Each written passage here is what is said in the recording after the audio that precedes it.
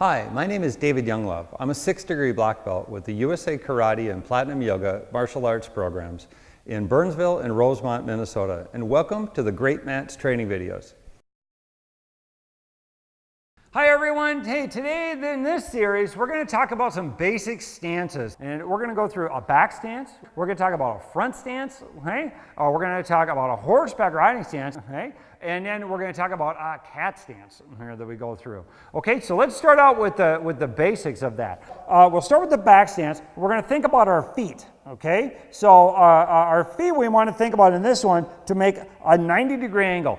So I want to think about for our back stances, we're going to take this foot, we're going to bring it through 1 foot, maybe about shoulder wide, and then bring it through about twice that much. Now, this is how we normally stand. I want to take the shoulders and hips and keep them sideways. Now I want to think about bending both of my knees. Now, a lot of times I see my students where the back foot is going to turn to face behind them. It's not a plie, okay? So we want to think about that facing totally straight ahead and then straight ahead to the front. And the outside of that foot facing straight, not the inside. Now we're going to think about bending both of those knees. Your back is going to stay nice and tall, and we want to avoid turning into our target. I want to keep that body sideways, very challenging.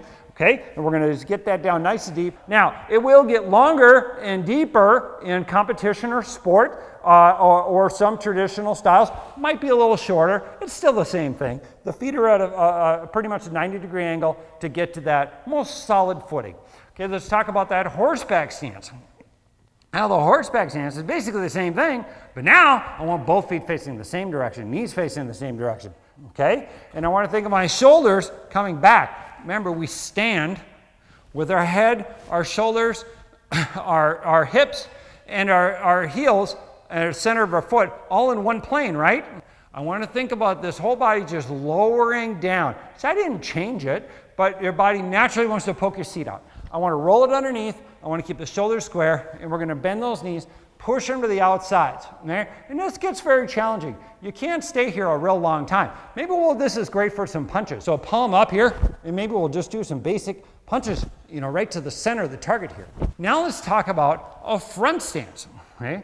So front stance can be done with the left leg or right leg in front, doesn't matter.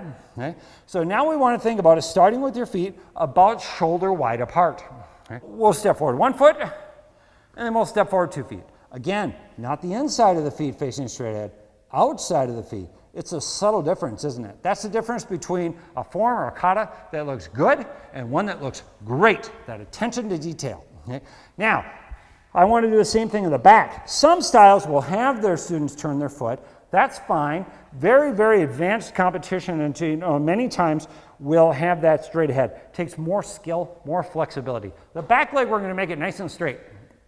The front leg, the simple way for me to teach my students is that when you look down and see your big toes, I want you to take that knee and I want you to push it forward until I can't see those toes anymore. Now, that's a good stance.